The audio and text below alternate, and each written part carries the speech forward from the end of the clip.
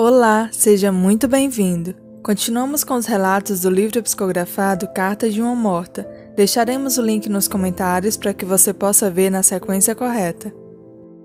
Um dos planetas cuja constituição mais me impressionava quando raramente me entretinha com essas questões da Terra era Saturno, imaginando como seria magnífico os fenômenos da luz em sua superfície, em virtude de seu anel e numerosos satélites.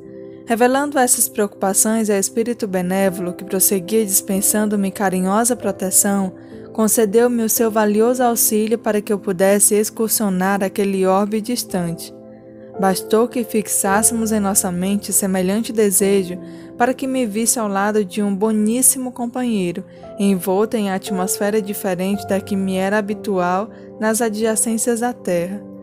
Vi-me então numa superfície diversificada, onde parecia pisar sobre um amontoado de massas mais ou menos análogas ao gelo, sentindo-me envolvida numa temperatura singular.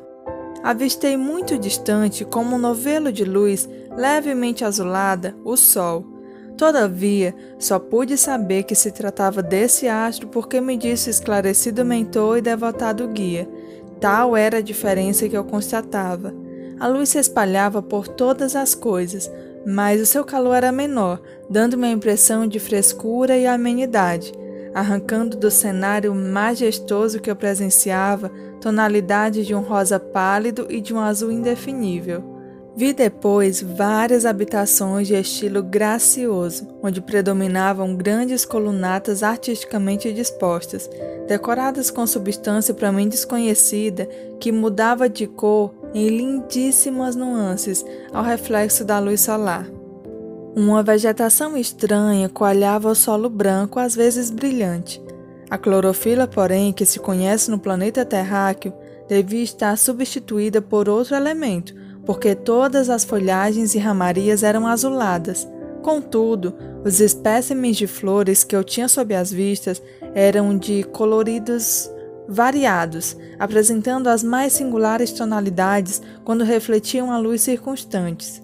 Flores extraordinárias pela sua originalidade e perfume ornamentavam todo o ambiente. Contemplando o espaço muito acima de nós, vi grandes massas multicores que tomei por variegadas nuvens e, ao mesmo tempo, notei que seres estranhos evolucionavam nos ares em gráceis movimentos, apesar de me parecerem bizarros.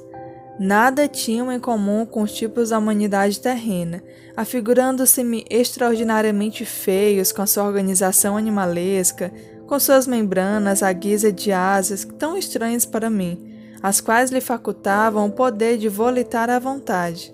Diante da minha atitude de assombro, solicitamente o guia me explicou: "Vês, filha, estamos na superfície de Saturno, onde o dia se compõe de 10 horas e as estações duram mais de 7 anos consecutivos, segundo a contagem do tempo no planeta que deixaste.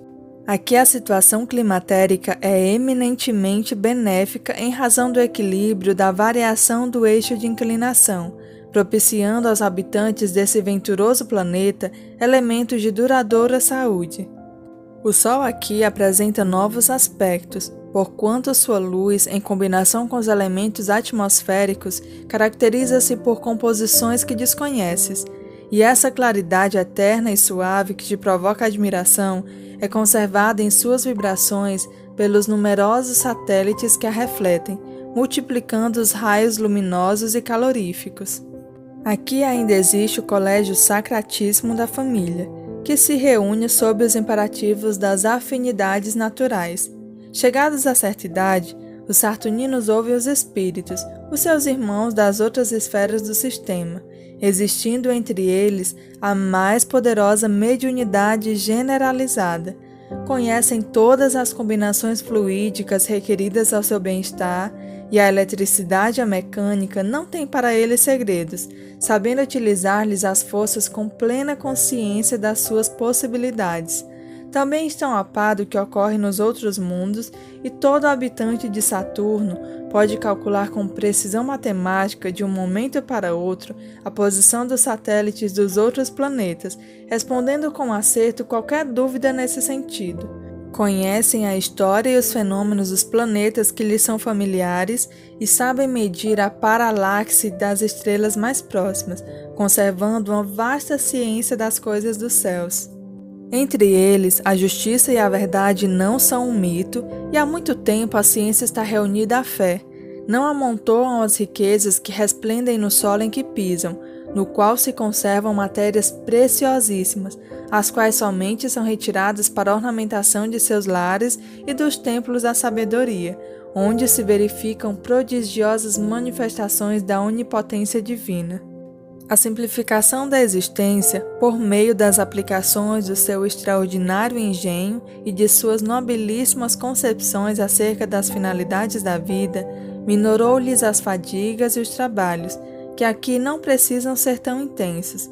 Podem se dedicar com mais devoção ao que concerne à espiritualidade, conservando-se acima da ciência terrena nos problemas referentes à medicina.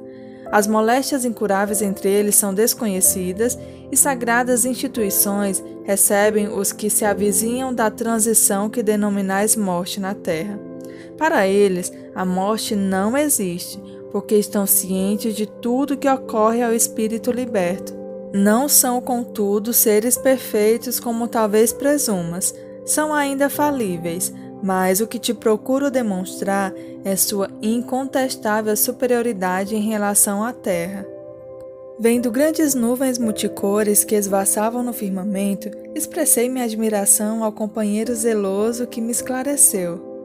Não são nuvens o que contemplas, são aparelhos gigantescos onde os saturninos se reúnem para estudos maravilhosos. Em cada um deles se agrupa uma assembleia de espíritos sedentos de sabedoria. A música, a poesia e todas as artes lhes merecem carinho especial, porquanto um único objetivo os irmana no mesmo ideal, a grandeza intelectual. Nas paragens da erraticidade, nem todos os lugares são instâncias de repouso, de aprendizagem ou de bem-estar. Há regiões obscuras, atopetadas de amargores, formadas pelas consciências polutas que as povoam. Triste a situação das almas sofredoras que a estes ambientes se destinam, porque viverão com o fruto amargo das sementes que espalharam nos dias de sua vida temporária.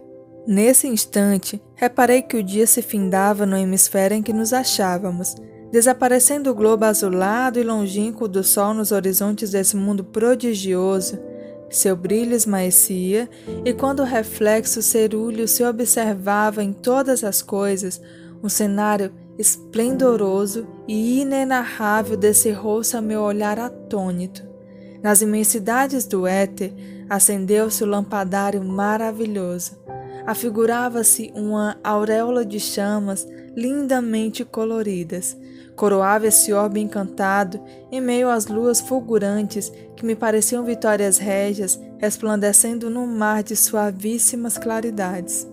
Locomovemo-nos em determinada direção, e qual não foi o meu espanto ao me deparar com grande massa de substância fluídica, um pouco semelhante à água levemente rosada, elucidando o meu prezado mentor tratasse dos mares saturninos.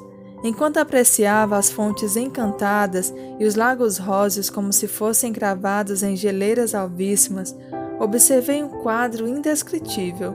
Bem no cume de um monte, que parecia de neve, certo palácio de colunas preciosas emergia de uma alcatifa de flores. Resplandeciam os anéis luminosos no firmamento, e grande multidão ali se reunia em atitude de recolhimento e prece. Vi então elevar-se aos céus constelados uma onda de luminosidades deslumbrantes, e da amplidão azul, onde evolucionavam os lindos satélites desse orbe de sabedoria e ventura, um jorro de sol desceu sobre aqueles seres silenciosos e recolhidos. Era a correspondência visível entre dois planos. Nesse instante, porém, o desvelado mentor me arrancou do êxtase em que me achava. Saí então daquela atmosfera densa, mas cheia de encantamentos e de maravilhas, levando comigo a visão eterna daquele celeste orbe de harmonia e beleza, que se afigurou ao meu espírito acanhado e imperfeito como prodigiosa instância de perfeições do universo. Esse é um trecho do livro Cartas de uma Morta, de Maria João de Deus, psicografado através da mediunidade de seu filho, Chico Xavier. Deixe nos comentários o que te chamou mais atenção nessa psicografia. Também gostaria de informar que algumas palavras foram substituídas por outras que têm o mesmo significado para que todos possam compreender a psicografia. Lembrando que sempre recomendamos a leitura completa do livro e também sempre deixamos recomendações de leitura na descrição dos vídeos. Lembre-se de clicar no sininho para que o YouTube te notifique quando publicarmos a continuação desse livro. Muito obrigada, Deus abençoe a todos.